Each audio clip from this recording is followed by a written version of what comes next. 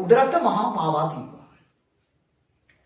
ශ්‍රී වික්‍රම රාජසිංහ රජුගේ අවසානයේ තීරණය කළේ උඩරටියන්ගේ දේශපාලනික පාවාදීමක් තුළ. ඒ තමයි 1815 දී පෙබරවාරි මාසයේ 18 වෙනිදා මැදමහනුවර බෝමරේ කරන ස්ථානයේදී ශ්‍රී වික්‍රම රාජසිංහ ඇතුළු රාජකීයයන් බ්‍රිතාන්‍යයන්ගේ හමුදාවේ ග්‍රහණයට හසු වෙනවා. එය ලංකා ඉතිහාසය තුළ සිදු වූ දැවැන්තම දේශපාලනික පාවාදීම ලෙස ඉතිහාසයේ ලියවී අවසන්. ඇත්තම ශ්‍රී වික්‍රම රාජසිංහ රජු කියන්නේ කවුද? උඩරට රාජධානිය තුළ නැතහොත් ලංකාවේ දේශපාලන ඉතිහාසයේ අවසන් රජු ලෙස සරිටුවන් වෙන්නේ ශ්‍රී වික්‍රම රාජසිංහ. ඔහු නායකාර වංශික පාලකයෙක් වුවත් ඔහුගේ රාජ්‍ය කාලය තුළ අවසාන භාගය තුළ රජුගේ තිබූ විවිධ ප්‍රතිපත්ති මහජනයා සහ රජු දුරස්ත වීම සහ උඩරට රදලයන්ගේ ක්‍රියාකලාපය නිසා රජු මහජනයාගෙන් දුරස්ත වූ රදලයන්ගෙන් දුරස්ත වූ හුදකලා පාලකෙක් බවට පත් වෙනවා.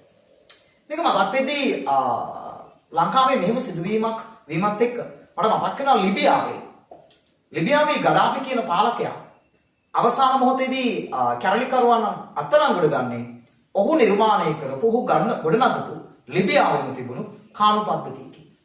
ඉතින් ශ්‍රී වික්‍රම රාජසිංහ මැදමහනුවර බෝමුරේ උඩුපිල ආරච්චිලාගේ නිවසේ සැඟව සිටියේදී බ්‍රිතාන්‍ය හමුදාවන් සහ දේශීය හමුදාවන් විසින් රජු අත්අඩංගුවට ගන්නවා. ඒතර හරි අපූර්ව කතාව තමයි. මෙලෙස සැඟව සිටින රජුට අවමන් කරන්නේ තාඩන පීඩන කරන්නේ බ්‍රිතාන්‍ය හමුදාවන් නොව මේ සබරගමුව නියෝජනය කරපු අපේම මිනිස්සු. ඉතින් 1815 පෙබරවාරි 18 වෙනිදා අත්අඩංගුවට පත්වන රජු පසුව කොළඹට රැගෙන විත් දකුණු ඉන්දියාවේ වෙල්ලෝරයට පිටපත් කරනවා. රජුගේ ජීවිතයේ අවසන් කාලය මේ මහ පොළොව තුල නෙවෙයි වෙල්ලෝරේ තුල තමාගේ සිර කුටියක රජුගේ අවසානය තීරණය වෙනවා. ඉතින් යම්මේකේ මේ දේශපාලනික සිදුවීම මේ දේශපාලනික පාවාදීම සිදු නොවුණා නම් ලංකා ඉතිහාසයේ අද වෙන විට බොහෝ සෙයින් වෙනස් වෙන්න තිබුණා.